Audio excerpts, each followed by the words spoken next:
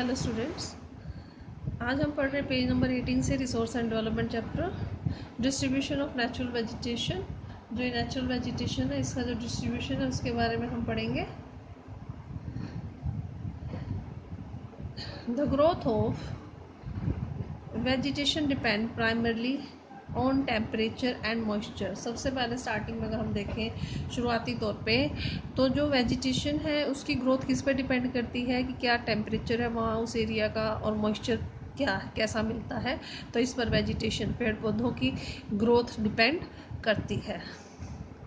The major vegetation types of the world are grouped as forest, grassland, scrubs and tundra। तो ये जो vegetation है इनको इन भागों में डिवाइड किया हुआ है। फॉरेस्ट है, ग्रासलैंड्स है, स्कर्ब्स है और टुंड्रा वेजिटेशन है। इन एरियाज ऑफ हैवी रेनफॉल, जहाँ पर बहुत ज़्यादा बारिश होती है, ह्यूज ट्रीज में थ्राइव। अब जो बड़े बड़े पेड़ होते हैं वो बहुत ही घने पेड़ होते हैं, वहाँ पर बारिश जहाँ पर ज़्यादा होगी। The forest are thus associated with area having abundant water. जो फॉरेस्ट है वो भी वहीं पर होते हैं जहाँ पर कि काफ़ी मात्रा में पानी की सप्लाई जो है होती है। As the amount of moisture decrease, जैसे जैसे मॉइस्चर का जो अमाउंट है वो कम होता है, डिक्रीज कम होता है। The size of trees and their density reduce, जो पेड़ों का साइज़ है और जो उनकी डेंसिटी है वो कम होती जाती है। Short stunted trees and grass grows in the region of moderate rainfall, forming the grasslands of the world। अब जो छोटे कद के जो पेड़ हैं छोटे साइज़ के, और जो ग्रासेस हैं वो कहाँ कौन से रीजन में उगती हैं जहाँ पर मॉडरेट मध्यम रेनफॉल जो होती है, और क्या बनते हैं ग्रासलैंड, वर्ल्ड के ग्रासलैंड ही बनते हैं इससे मॉडरेट रेनफॉल से। Thorny scrubs and shrubs and scrubs grow in dry area of low rainfall। जहाँ पर बहुत ही कम बारिश होती है वहाँ पर थ्रोनी shrubs and scrubs, जो कांटेदार झाड़ियाँ और पेड़ जो हैं पेड़ पौधे वो उगते हैं। In such area plant have deep root. ऐसे एरियाज़ के अंदर जहाँ पर की रेन कम होती है, जो प्लांट्स हैं उनकी डीप रूट होती है। अब डीप रूट क्यों होती है? ताकि अंडरग्राउंड वाटर से वो अंडरग्राउंड जो वाटर होता है उस वहाँ से वो पानी ले सके अपनी ज़रूरत के अकॉर्डिंग। इसलिए उनकी, क्योंकि ऊपर से तो रेन वाटर तो उनको मिल नहीं रहा, ठीक है, तो अंडरग्राउंड वाटर लेने के लिए उनकी जो जड़ें हैं वो काफ़ी डीप होती हैं। And next page, leaves with thorny and waxy surface reduce loss of moisture through transpirations।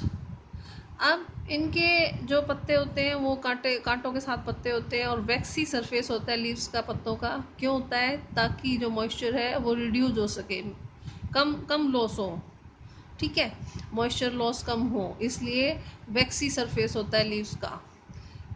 कैसे, क्यों कम होता है? क्योंकि ये जो पत्तों से मॉइस्चर सन के साथ जब वो करते हैं तो मॉइस्चर लूज होता है, तो उसे ये ट्रांसपेरेशन कहा है, उसके द्वारा जो मॉइस्चर कम लॉस हो, इसलिए वैक्सी सरफेस होता है। Tundra vegetation of cold polar region. जो टुंड्रा वेजिटेशन है कहाँ पर होती है? कोल्ड पोलर रीजन्स में होती है।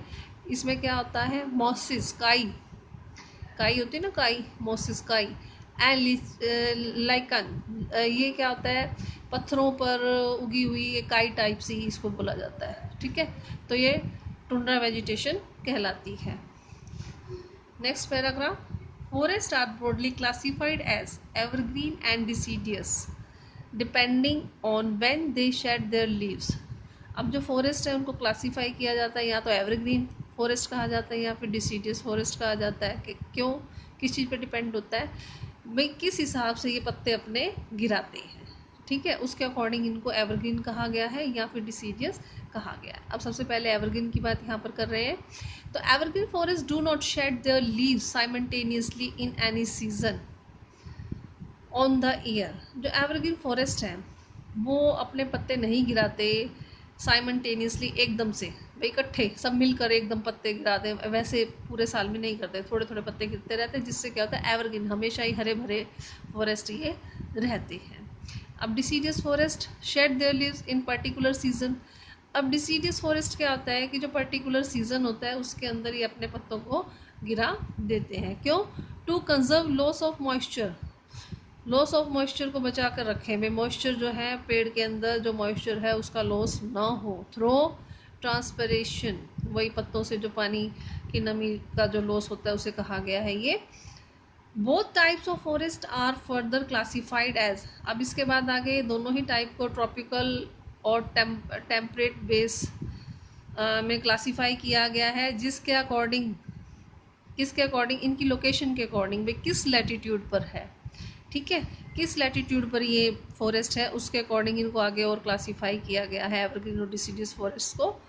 You have learned in the detail about the various forest type, the distribution and the associated animal life in the previous class, पिछली क्लास में तुम पढ़ चुके हो, ठीक है, अलग अलग टाइप के जो फॉरेस्ट थे उनके बारे में, उनके डिस्ट्रीब्यूशन के बारे में, और जो एनिमल लाइफ इनसे जुड़ी हुई थी उनके बारे में। Today there are many more people in the world than there were 2 centuries back. 2 centuries अगर पीछे हम देखें तब भी बहुत सारे लोग थे वर्ल्ड के अंदर। To feed the growing number of large areas of the forest have been clear to grow crop. अब फॉरेस्ट का जो बड़ा सारा हिस्सा है उसको साफ कर दिया गया है, क्लियर कर दिया गया ताकि क्रॉप्स को ग्रो किया जा सके उस जगह पर। Forest cover all over the world is vanishing rapidly, vanishing होता ख़त्म होना, रैपिडली होता है तेज़ी से। जो फॉरेस्ट है, फॉरेस्ट कवर मतलब जितने एरिया में फॉरेस्ट कवर है, कवर करता है, मतलब फॉरेस्ट जितना है पूरे वर्ल्ड के अंदर अब वो बड़ी तेज़ी से ख़त्म होते जा रहे हैं। There is an urgent need to conserve this valuable resource, अब बहुत ही ज़रूरी हो चुका है कि हम कंजर्व करें इस वैल्यूएबल रिसोर्स को। आज हम इतना ही करेंगे, अगर इस टॉपिक में कोई प्रॉब्लम हो तो डिस्कस कर लेना। Thank you.